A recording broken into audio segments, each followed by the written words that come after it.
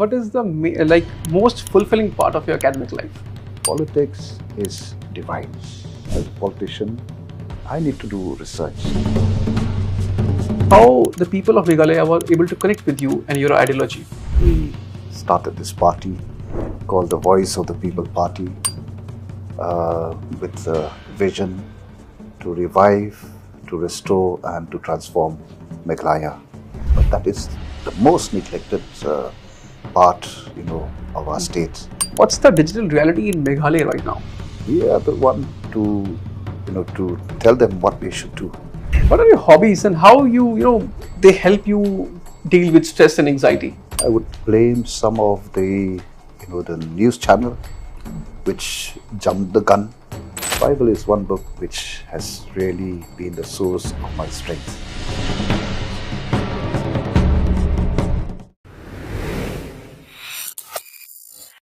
Namaskar, Khublai. Today, I welcome you all to an inspiring episode titled Scholar in the House on Yuva Soch Talks. A man who swapped classroom for the parliament and Member of Parliament from Shillong, Dr.Ricky and Syngkon. A scholar who turned into a statesman and who carved a very unique pathway into Indian politics. A very warm welcome, sir, and we are very glad to have you here. Thank you, Karan.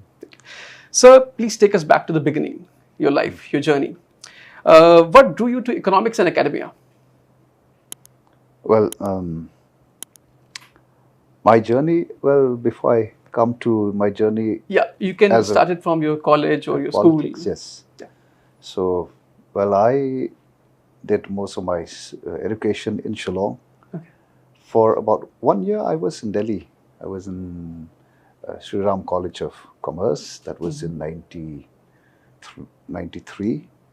Yeah, then I... Wow, that was my birth year, sir, 93. Oh, okay, for my master's in commerce, I got myself registered in SRCC then, but of course we had classes in Delhi School of Economics. But then I had some problem. Oh. And that's, then after about a year, I decided to go back to Shillong to pursue my master's. Of course, I basically from the commerce stream. Then I switched over to, did my MA in economics, and then went back to, did my master's in commerce, and then my PhD in economics, which I completed everything in the year 98. Yeah. Wow. And then I started teaching, of course, while studying. I was also teaching in a college. You should know is that after I did my master's in economics, that I completed in 96. So 96 itself, right after I finished my master's, so since I was able to clear my NET exam, which was compulsory to teach in the college. Yes. So since I had my NET, so I was absorbed in one of the college, which was one of the premier college in Shillong and even in Northeast, St. Edmund's College. Wow. When they started the commerce department in 1997. And so I was one of the first teacher there who started, this department, the commerce department. Oh. And of course, then I went on to the university, joined Northeastern Hill University in the Department of Commerce. And Northeastern Hill University, in short, NEHU, it is the oldest, the only central university in Northeast. Then, of course, subsequently, other universities, Central University came. So I joined NEHU as a faculty in 2002, and then till 2024, I was part of NEHU. And then after I, got elected to the parliament, and I took a decision that I should leave, took a leave rather from the university, and so to take up my new role as a member of parliament. Yeah. Wonderful, sir. Wonderful. So, what is the most fulfilling part of your academic life, or any memorable thing? Well, for me, teaching has always been my passion. And I've always enjoyed being with the students. Wow. and not just to teach them about the the subject matter, but I feel that teaching, I mean, real teaching is something that, as a teacher, I feel that I also need to teach them about, you know, about life, so that when a student leaves the campus, he or she leaves, as someone who knows not just about the, the subject, Subject, but but also to go with as a person who also have learned something about what life is all about. Yeah. So basically, I like to to encourage. I like to inspire people. The young ones, because they are our future. yeah, yes, Yeah. absolutely. Yeah. So that's a wonderful idea. You're not just teaching students; you're making humans actually. Absolutely. That's very important. Yeah. Yes. Yeah. That's why there is a paper in UPSC, CSE, Civil Service Examination Ethics. Yes. Like Yes. you are learning all subjects, but you have to become a human. You have to become a human in Absolutely. the system. Yeah. We need to remember that we need to be good human beings. Yes. That is very important. I mean, this is what I, always, it's been my, my dream and my desire and my, to do something to bring the best out of every person. Wow. Yeah, we're all unique, right, Wow. as individual, and try to bring the best out of every person, and make Wonderful. sure that when the person steps into the world, he or she would be like that piece of that puzzle who would fit into that Entire system. picture that God has, has ordained, has planned for each one of us. We are here not, by accident, but it is everything is, ordained and planned by God, for each one of us. I mean, you, myself, yeah. It's a wonderful, wonderful thought, sir. Yeah. I'm totally impressed. I think every teacher should learn from you, from Yeah. this particular idea that you don't have to teach students, you have to make humans True. fit into the system. Yes. Wonderful. Sir, how did your research and academic experience shape your worldwide view? Because right now you are into the politics. I've read that you've published a lot of research papers as well. So, how did it influence your approach in policy making today? Well, before I come to that, I think you need to know why I decided to enter politics as well. Yes, yes, please. So, when I look at the world, especially when I look at my state, my people, it really pains me. I see that the kind of politics, which to me, politics, I've always said in many occasions that politics is divine.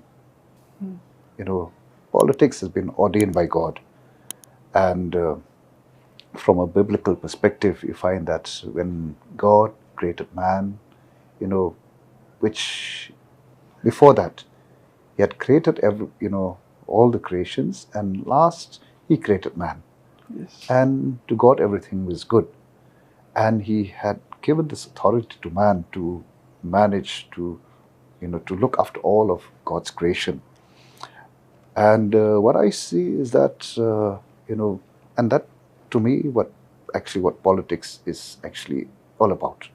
It's about governance, to govern, to take care of everything that has been, given to you, So, and what I see is that the kind of politics that we're seeing, whether in my state or in the country as a whole, even the world, what we see is that it's not the politics which has been ordained by God. We have gone away from, the real meaning of what politics should be. And so, because of, I would say, therefore, bad politics, that is the reason why, I see my people, I see our states, on the decline in every aspect, and this is also happening in our nation, Yes. in the world at large. True. And so that was, a reason why I took a decision that we need to correct this politics that is what we see today, and to bring it back into God's perspective. And so that's how I decided to enter into politics.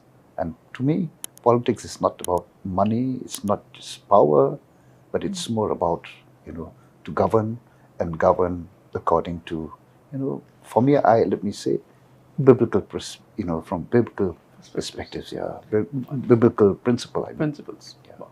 So, what was the main turning point that you left academia and joined the politics? Well, I won't say I've left academics. Okay, but still, Well, you are because right now. for me as a teacher, I will continue to be a teacher wherever, even in my election campaign.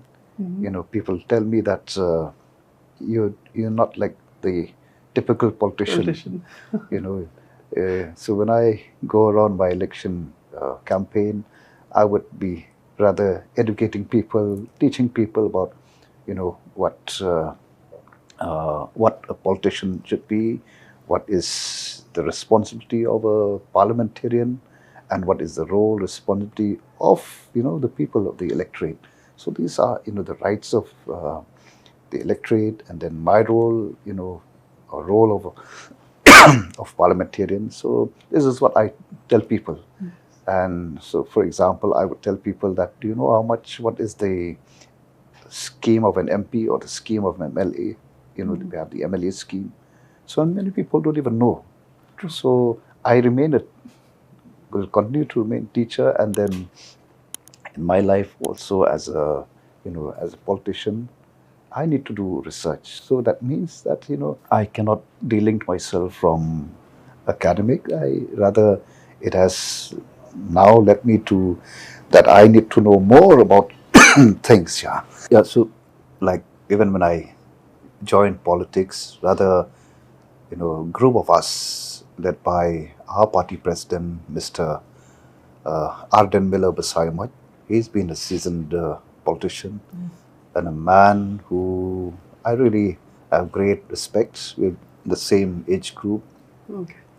who had invited me to join politics way back in 2010.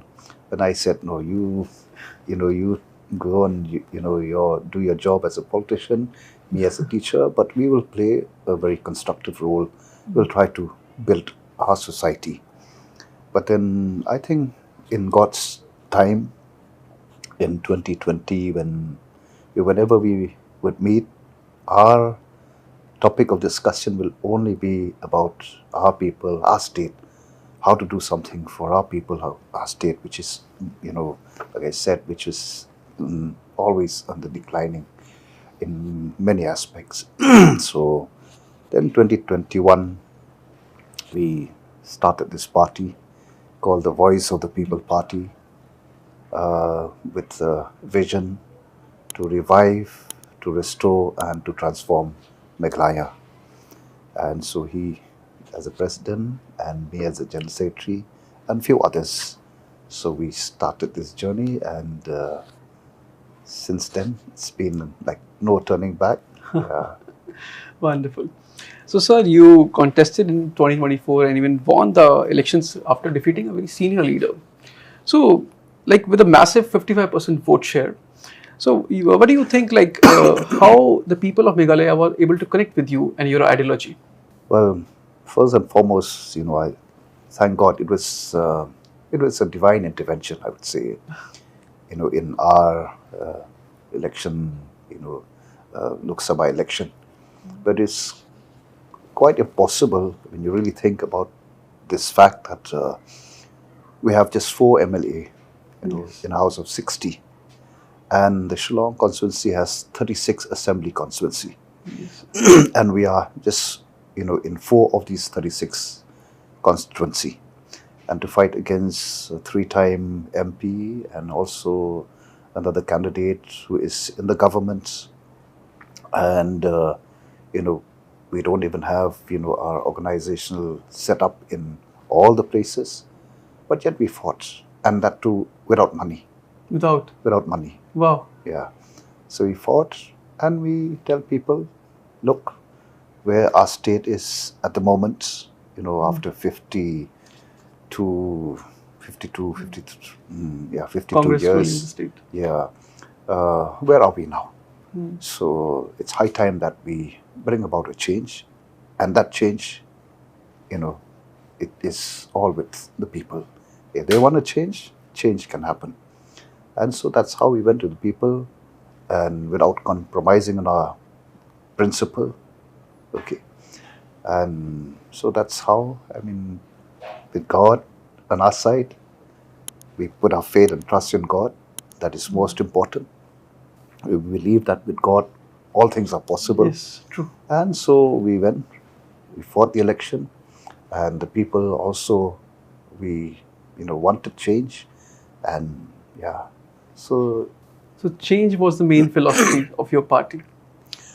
to correct what is wrong, yeah, especially in the context of politics, which we see is not the politics that, like I said in the beginning, politics that would really care for the welfare and the interests of not just the people, but the environment.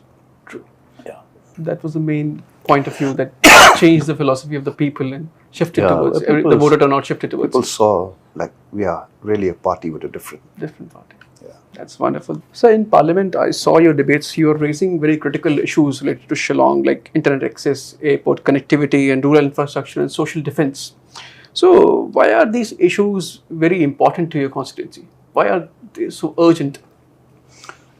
Well, and these are core issues. These are real issues that our people and our states, lacking. For example, I raised the issue on airport. Yes. A state which is one of the major state in the country in terms of tourism. Yes. But we don't even have a properly functional airport. Then the issue of drugs, which is there. Then the illegal, activity in terms of, mining, which has been banned, like coal mining, which has been banned. But still, it is still continuing. No one, like even the government also seems to turn the other way. And so, and then the issue of, especially in the rural area, because our state is basically a state which is a rural-based, economy. Yes. But that is the most neglected part, of our state. And so I feel that it is, right for me to raise these issues, and hence those issues have been raised, and which I believe that if these issues, which I've raised, and there are many more, I think that will bring about, a change in our state and the life of our people. True, sir. Sir, recently an incident happened 2-3 days back. I was reading in the news, and it has tarnished the image of the state as well as the people, especially the tribes there. So, what would be your point of view and message to the people of India? Well, first and foremost, like Meghalaya is a very peaceful state. Among all the states in India, I think Meghalaya is a very peaceful state. And the incident that took place was very, very unfortunate. And to a great extent, I would blame some of the, the news channel, which jumped the gun, an incident, took place, very unfortunate. But then when you listen to some of the news channel, they did not even wait for the police to do their job, and they started, picturing, the state of Meghalaya and its people, that it is unsafe, very, very unfortunate. And in fact, I was really very upset, and I wish and I want that these news channel, these media house, just for the sake of, I think maybe to gain, viewership or more subscriber, or, just to, and at the cost of our people, at the cost of our state, bringing a bad name, bad image to our state. This is something which is very, very, unethical.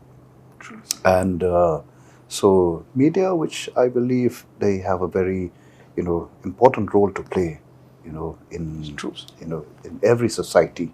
So they should play a very constructive role, positive role, and there are certain areas which I think they should leave it, for example, to the police department to do their job, and not indulging in, in work which is maybe outside their purview. You know, True, sir. yeah. So, like you're talking about, it's an era of media and connectivity. So, today is the era of AI and 5G. So, what's the digital reality in Meghalaya right now?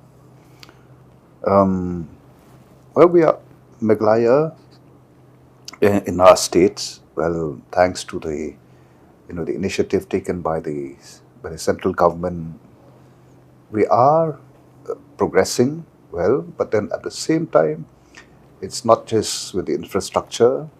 People should also be aware. People should also know that not everything that we are talking about, that AI or machine learning, robotics, they just, we should understand they're just simply tools to help us. True. Right? They should not be, you know, our master.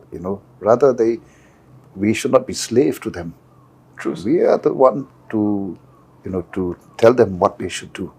But and that is where it is important to make people, to understand this fact that these are simply tools to help maybe make things easy for us, but not to be dependent. Yeah, Right. And this is very important, especially for the young ones, the students, where they're totally dependent on AI and machine learning and so on and so forth. And then they've forgotten that God has, these are all created by man. Yes. So we are still, more superior than any machine. And but once we start depending on them, we become slave to them, and that's very dangerous. So we have this a thin line that we need to keep in mind. Yeah. True, sir. So, sir, recently Mizoram has achieved 100% literacy. I was reading in the newspaper. So, what do you think Meghalaya is trending for this? For me, when you talk about literacy, it's not just about, maybe Yes. signing, writing your name. It's more than that. Yes. True. So that is very important. So a person, when you say literacy, what is literacy? Is it just about signing, Reading, writing, reading learning. and writing? Yes. What is literacy? It should be holistic. So, what will be your point of view to move, Meghalaya towards a literate state? Any initiatives or any ideas in your mind? Because you are yourself a scholar. See, every individual, to me, we always say that education is power. So we need to, ensure that education, reaches the last person. It is that education that would help the person, at the remotest place, to be able to learn, and to the education should be one that will help the person to use education as a tool to raise issue, to question, to think. Yes. That is what education. And well, I would say, frankly and honestly speaking, it will still take some time, in all the states. True, sir. It's, That's true. Just statistics is not enough. It should be quality education. Right. Where whoever, has gone through that system, he or she should be able to think critically, ask question, fight for his or her right when he or she knows that his or her right has been violated. So I think that is education, which I feel we are still a long way to go. But I'm very positive, optimistic that if we are true, if we are honest, and that's where the politics that we are trying to, we are promoting, Frankly. to ensure that it's a politics that really is concerned with people, to make people who will question us. Yes, that is, I think, the best role of the education in society right now. So, sir, how do you balance the constituency needs with the national level responsibilities in Delhi? Well, it's not easy, but I'm trying. Yes, I cannot leave my constituency. There's so many issues and which needs to be addressed. So far I've been trying to to balance the two. It's not very easy, but I'm trying. Yeah. Wonderful, wonderful. So, any progress or developments you're proud of, especially after taking to the office? Well, it's just 1 year, so it's still very, very early. So I tell people that you know bear with me and let us work together. This still a long way. We've just left. Um, we've taken a new road. So we've left that old road, which is taking us nowhere. So we are traveling in a new road. We've just started, so it will take some time. So, but on my part, I'm trying the best that I can. Nice. So, right now, there are issues with Bangladesh. Bangladesh is under crisis. So, there are a lot of issues of migration. So, how Meghalaya is dealing with this issue? Well, the center is is concerned with this, and for that reason, the boundary, the fencing is now underway. Still a long way to go, but of course, because we have people who are surviving for their livelihood, from our state especially, have their uh, land and where they are making their livelihood, just at the border. So it is a matter of concern, but also something that needs to to be fastened. But then at the same time, what I would say is that both the people living at the border, the state government, and the center needs to speed up. You know, this people needs to their issue must be addressed, and at the same time keeping in mind the security factor. So I just hope that things will will be, will Things will improve will soon. improve very soon. Yes. So, you're like just 53, very energetic, rooted with, both knowledge and action. So, what's your long-term vision for Meghalaya and the Northeast and like the connectivity of the Northeast to the mainland India? First, for our states, just like mentioned earlier, my vision, or even our party's vision for the state, is to see a Meghalaya which is being revived, a Meghalaya which is being restored, and a Meghalaya which is being transformed in every area, or economically, socially, then education, and all the other sector, and even the area of politics also. And I believe that even Northeast, there's so much of potential in the Northeast. It is you know an area, or rather a region, which is endowed with so much of resources, and it just needs a very a vision for the state, for the Northeast, and then since honesty, sincerity, and everyone, especially the policymakers. And I'm sure that with this kind of mindset, first of all, to have a vision is like the saying, a nation without a vision will perish. Yes. So that is very important. And a right attitude, and something which is where there's nothing hidden, no hidden agenda, as people say. So the honesty, I think, is the best policy. When you formulate some policy, whether it's for the state, for the region, or even for that matter for the nation as a whole. So our intention should be very, very clear what really we want to do. And with that, I think we have good hope to see a bright Northeast and Meghalaya, in particular. So, what mainland India can learn from Meghalaya? Any best practices that mainland India can learn? Well, first of all, I'm proud that in our state, ours is a matrilineal society. Yes, sir. Which has really,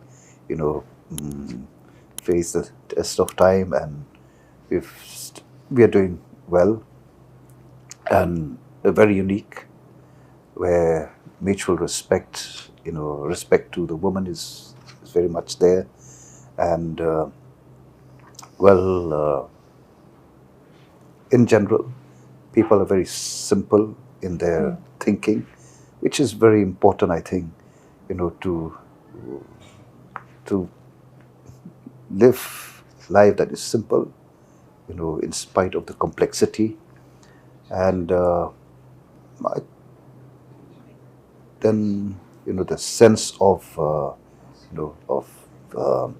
that respect and for one another is, which in our state, another is, in the city, that social bonding is slowly dwindling. Yes. But when you go to the to the interior, where there's all the community feeling, that brotherhood feeling, that is very important, which I'm proud to say that it's still very much there. And I think that is something that maybe people can learn. But you need to come, live with us, immerse yourself in our culture. Then only, I think. Then only we can think and we can understand what's the basic reason, Yes, but the basic thing India can learn from them. In one of your interview, I noticed that you live alone. And how do you deal with this loneliness, and how you keep yourself mentally strong with this? Well, for me, I very positive, towards life.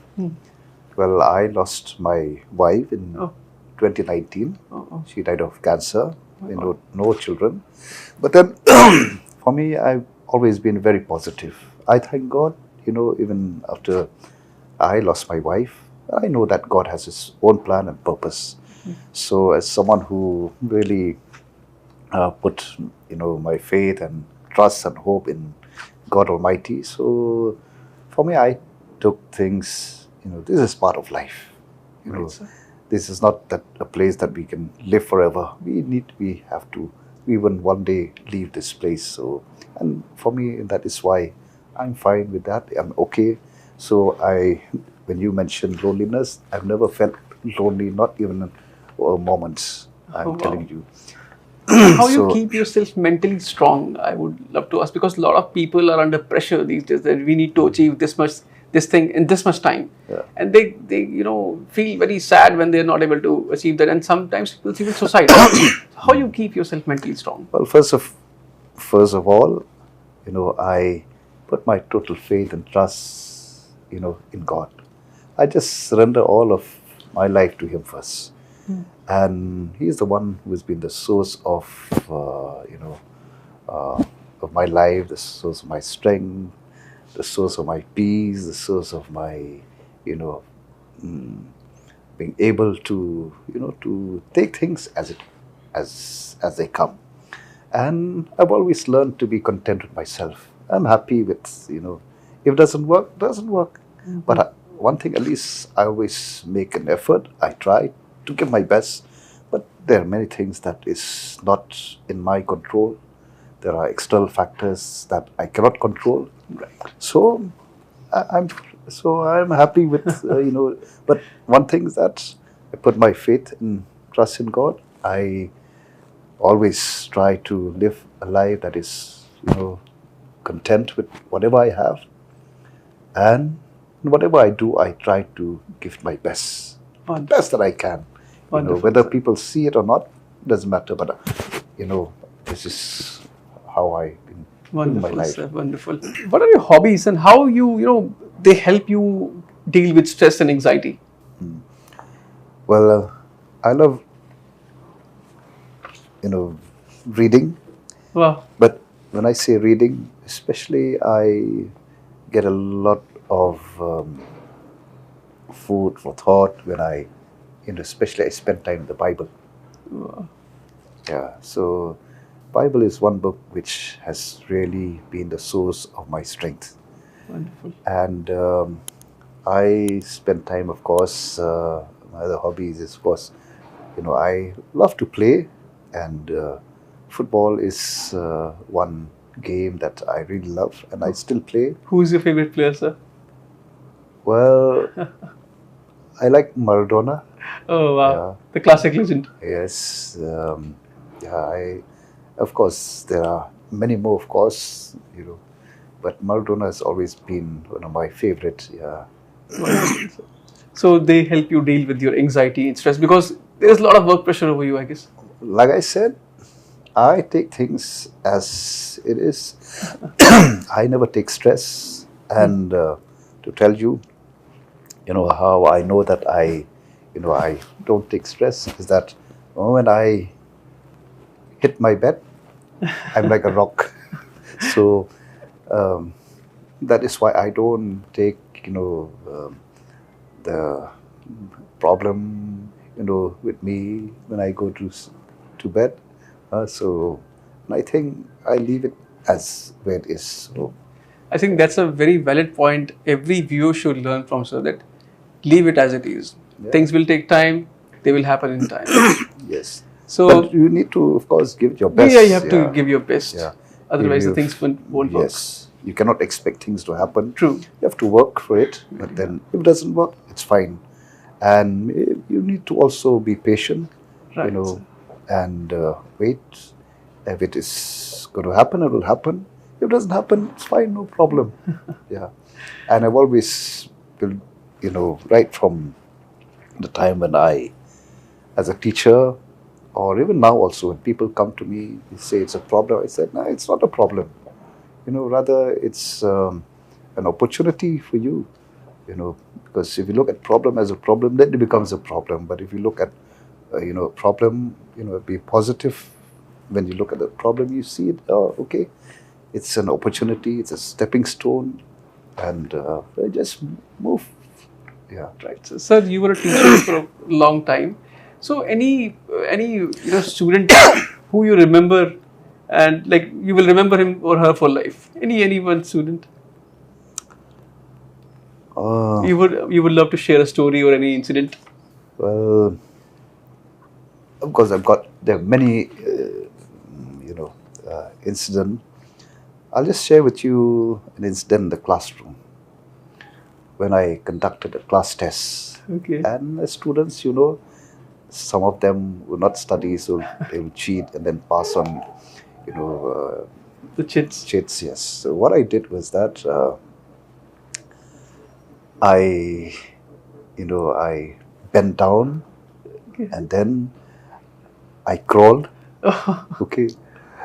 And then to the back of the classroom, and then these students thought that maybe I'm somewhere and they couldn't see me, so they thought I've gone out for to the washroom, and then I saw a student using a book, and so I just took that book, and she did not notice that I had taken the book. So because after she was, looking at the book and then writing. So that moment when she started, when she looked for the book, she was, she was wondering where's that book gone. And I took the book in front of the class, and she became all red. So yeah. That's a wonderful incident, I guess. So let's do a rapid fire round with sir. So any one khasi dish you can eat any day, anytime. Box too. Oh. Anything in vegetarian, sir?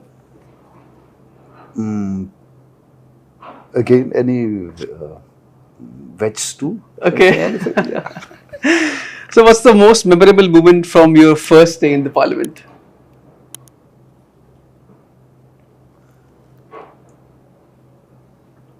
Well, I think when I took the oath. Oh wow, I saw that video. It was wonderful. I got goosebumps actually. So a leader, past or present, who inspires you the most? To me, Yes, sir. Jesus Christ. Oh wow. One thing people misunderstood about Meghalaya or the Northeast. We've never been there. Wonderful, wonderful. Yeah. One book that changed your life. The Bible. Okay. Any one thing you would love to share with the viewers that you learned from Bible? Humility. Oh wow, wonderful. So favorite spot in Shillong to relax? My own place. Teaching or politics? Harder job? Teaching. Teaching. Why, sir? Well, teaching, it's for a very specific, group of people, the students. Right. So I feel that when I teach, I want to make sure that each and every student understand what I teach, Very So, proactive. Yes, so I want to make sure that what I tell them, they should go out and, Do and apply it in their life. So that is very challenging. In politics, you're dealing with so many people, So for me, I find teaching more challenging than, politics. Wonderful, sir. Wonderful. So, any one policy you wish to see implemented in Meghalaya as soon as possible?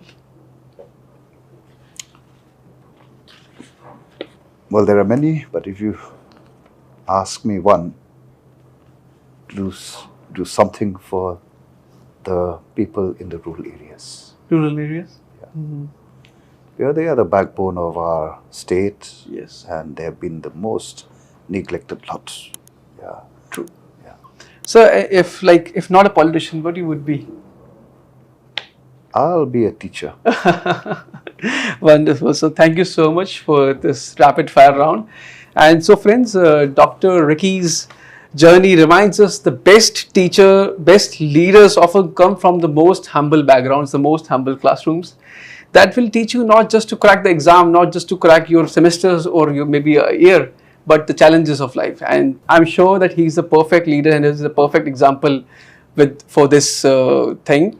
And thank you, sir, so much for your honesty and for your vision and for your service to the nation.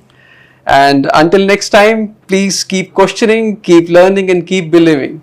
Thank you, Karan, and your team for this time. And from my side, I just wish that our nation, the great nation of India, which is so diverse, and that is where the strength of our nation is. And so, as we all say, that unity in diversity, let us also, rise up and build this great nation. And that can only happen if we, we think more about others and less about ourselves. And I just hope that we, in the years to come, that we will raise up a generation that is concerned about others more than, about oneself, concerned about the environment, concerned about those who have no one to speak for them. And I think that we can do it, and I hope that this podcast of yours, as it spreads around, Yes. we will really, it will encourage the young ones, because they are the future of our nation. So I just hope that we will really rise up and build this nation. And again, towards the end, I can only say this, that with God, all things are possible. Yeah.